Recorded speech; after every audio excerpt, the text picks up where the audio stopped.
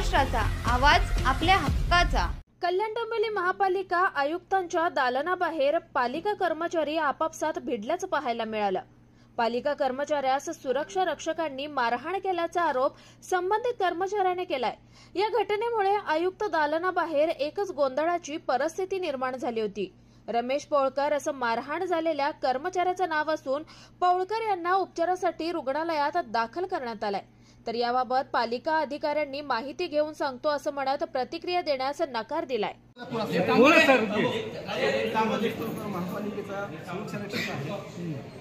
महानगरपालिका आयुक्त महोदयांच्या मागण्याबाबत आम्ही भेटण्यासाठी मध्ये घेतला होता। आयुक्त साहेबांचे पीएन आम्ही प्रदीप पाटील यांना भेटलो होतो, फोन केले होते, त्यांनी आम्हाला यायला सांगितलं होतं। या अनुषंगाने सरिता तळेगावकर आणि सुरेश पवार मला मी कर्मचारी असून सुद्धा 1 तास मला बाहेर उभा केला। उद्या माझं ठिय्या आंदोलन होतं ही याची त्यांना कल्पना होती। मला आंदोलन करता येऊ नाही म्हणून जबरी चोरी, खुनाचा प्रयत्न, स्वदेशी मनुष्यवध, ॲट्रॉसिटीसह विनमंग या गुन्ह्यातील आरोपी सरिता शंकर तळेगावकर या महिलेने मी आयुक्त कारणामध्ये उभा असताना काही कारण नसताना माझ्यावर हल्ला केला। माझ्या गुप्तांगावर लाखा बुक्या मारल्या, माझ्या मानेवर बुक्या मारलेल्या आहेत, पोटात बुक्या मारल्या, छातीवर बुक्या मारेल, माझ्या पाठीवर बुक्या मारेल, माझी दशा बघा, कपडे फाडलेत माझे। तुमच्याकडे व्हिडिओ आहे ऐसा का साहेब? माझ्याकडे हमको जब मारा जा रहा था न्याय के लिए हम जो है गए थे, उस समय का पूरा वीडियो इनके पास है, क्योंकि हम हमारी जो हमारी बालकनी में सर आप काम खराब कर रहे हो। अब रुको ना थोड़ा 2 मिनट। साहेब ऑन ड्युटी आहे मी।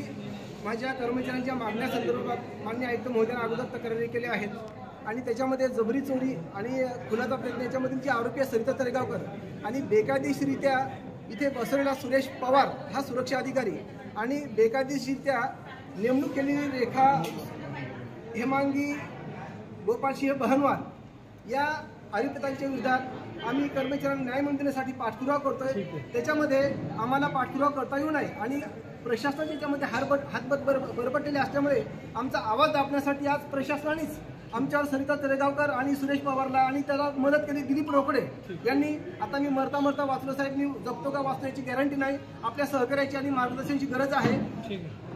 तुमच्या परिसरातील काही घडामोडी किंवा समस्या असतील तर आमच्या वृत्तवाहिनीला संपर्क करा आणि तसेच सतत अपडेट राहण्यासाठी आमच्या वृत्तवाहिनीला सबस्क्राईब करा आणि बेल आयकॉन दाबायला विसरू नका।